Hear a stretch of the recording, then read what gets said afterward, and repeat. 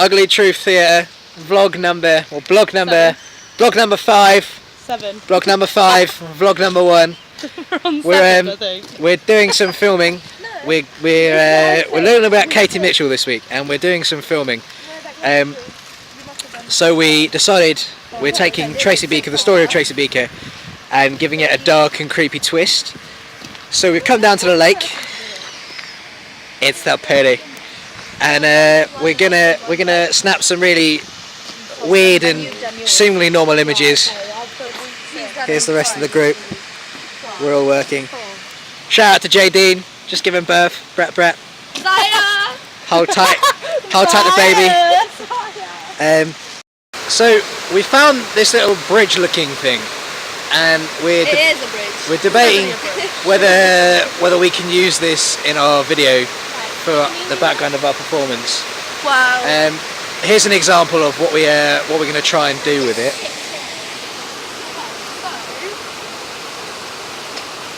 Okay, you could have either someone standing right here, build the imagery up of like hair coming down type thing. I think it'll be nice to do it from the other end. Yeah. Because look at the floor of the water there. And if get brave and stand here. I can do that. That bit's really deep, but the other side isn't. This is deep. That bit's deep, the other side isn't. What? I don't mind doing it. Try to see how flippy it is. So as you can see, we're taking some risks this week.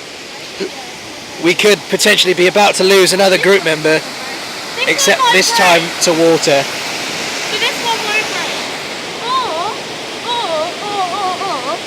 so it's less dangerous. Getting involved. Okay. Film it from over there. Yeah. Or have it here. You know what I mean? Idea in action. Here we are with Zoe. Zoe, what do you think? What do you think Katie Mitchell would think if she saw like our ideas in action? I think she'd appreciate them. You reckon we're staying true to her work? Yeah, I think we're adapting it a bit, like any good theatre comes forward. But we're deconstructing the human But we nature. are deconstructing human nature. Gina, what do you think? What do you think Katie Mitchell would think if she? Do you really want me to tell you what I think of Katie Mitchell? No, what do you think she'd think if she saw what we were doing? She would love it. She'd love it. Yeah. Yeah. Think she'd roll with it. Yeah. She'd definitely want some time with us.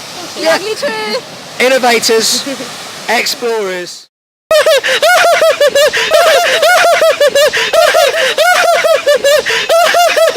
We've just had the lecture. It was another group presentation lecture this week. So 5 groups, 5 different theatre companies, 5 different practitioners. So we looked at Lee Strasberg, Ariane Mnouchkin, Katie Mitchell, Eugenia Barber, and Dario Fo. Some more similar to others, some quite out there. A lot of interesting things happened in the lecture. So we'll start with we'll go in chronological order.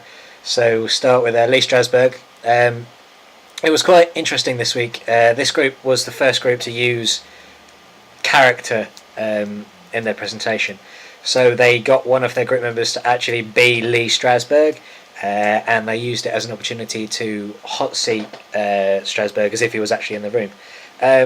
It was interesting. It was different. It definitely got a few cheap laughs. No one else has done that yet. There's still time, but that was definitely a unique way of giving a presentation, even if it was only 10 minutes. It felt like we were watching This Is Your Life again, but that was good. A bit of memory lane for me, really. But no, I ultimately I found that distracting. It was a simple idea. It was a good concept, but I found it distracting. The information wasn't relayed to me as clearly in comparison to the other 4 groups that week. But what I did pick up was Strasberg was very big on the idea of method acting. Method acting for sort of a practical application would be Heath Ledger during The Dark Knight Rises. Not Dark Knight Rises, The Dark Knight. Heath Ledger was a method actor, and he spent 7 months locked in a hotel room to properly characterise the Joker, which ultimately led to his death. It's a prime example of method acting. It's not acting for the sake of acting, it's being the character, and personificating, and it's effective, but it's also very dangerous for the actors.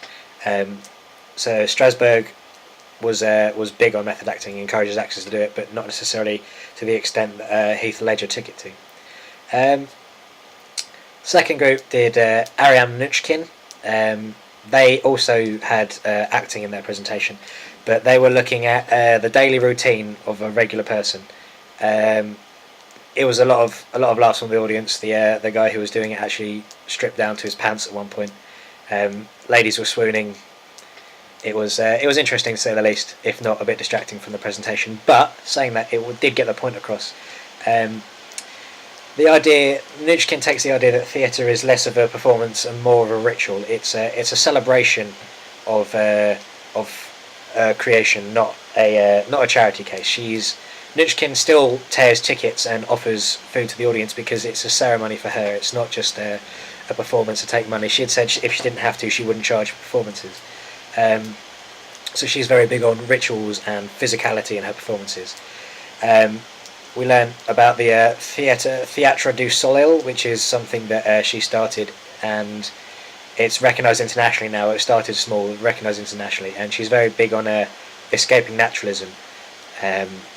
So that's quite similar to Strasberg, but not in acting style.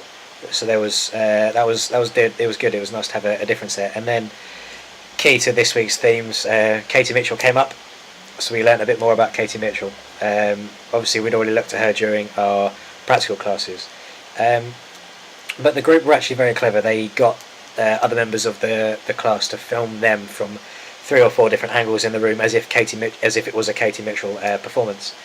And it was subtle. It was a subtle use of a practical in their presentation, but it was good. It definitely got the point across.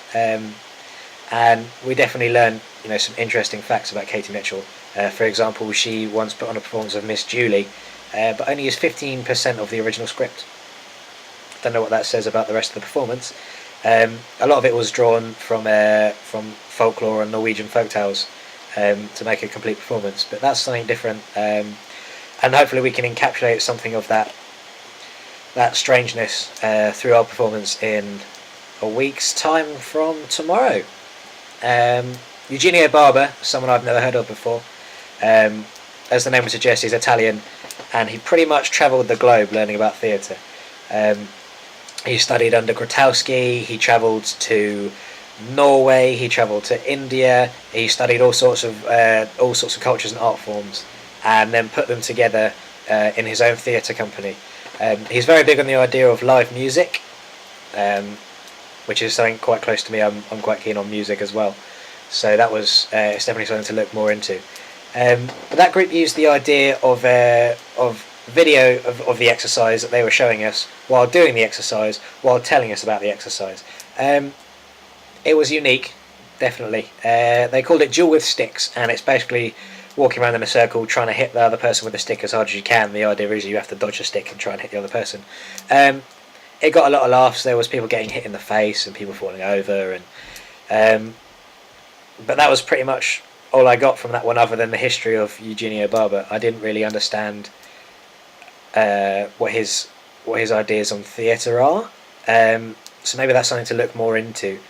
But it was definitely it was more factual than his ideas on theatre, I think, which was a little bit confusing for me. And then finally there was Dario Fo, another Italian playwright, but he's not just a playwright, he's done everything under the sun. He's a singer, comedian, actor, musician, political activist. He even won a Nobel Prize. He's a pretty big name. He treats theatre as an extension of politics. So he says anything is either influenced by or influences politics, especially so in the theatre. And he spent a lot of his life being pressured by the government, and particularly by the fascist wing, because his works are so extreme and so anti-fascist. He became very popular in the 60s as well because of his anti-fascist works. He spent a lot of time focusing on the working classes, but towards the end of his career he switched from focusing on a collective issue to individual problems, and so started looking at the women's suffrage and things like that. and a lot of his performance was satirical. They completely ripped into things that are happening at the moment to make it less scary, almost. So he seems like someone I'd like to learn more about. All the groups were pretty confident, presented well. Hopefully we'll rise to the challenge next week. I'm not sure we've come up with anything original, so to speak, but you never know with us. We're an intrinsic group. We'll come up with something different. We'll find some way to scare the audience. Hopefully we've learned a bit more about Joseph Chaikin, and no one else seems to know about Joseph Chaikin yet, so we could be preaching to people who have never heard of him before, which will be quite interesting. So yeah, Ugly Truth Theatre blog number 5. Yeah, let's crack on. We've got another week of rehearsals to go, and then we're gonna scare the entire class with our Katie Mitchell-esque video. I'm gonna put at the end of this video, so it's coming up in a moment. There will be a sneak preview, so to speak. Excuse me, a sneak preview of our Katie Mitchell video. You heard me say before, we're taking Tracy Beaker and making it dark and disturbing. I'm not sure you'll get that from the video. The video is silent, don't worry, your speakers haven't broken. So yeah, see you all in 5 or 6 weeks' time. Woo!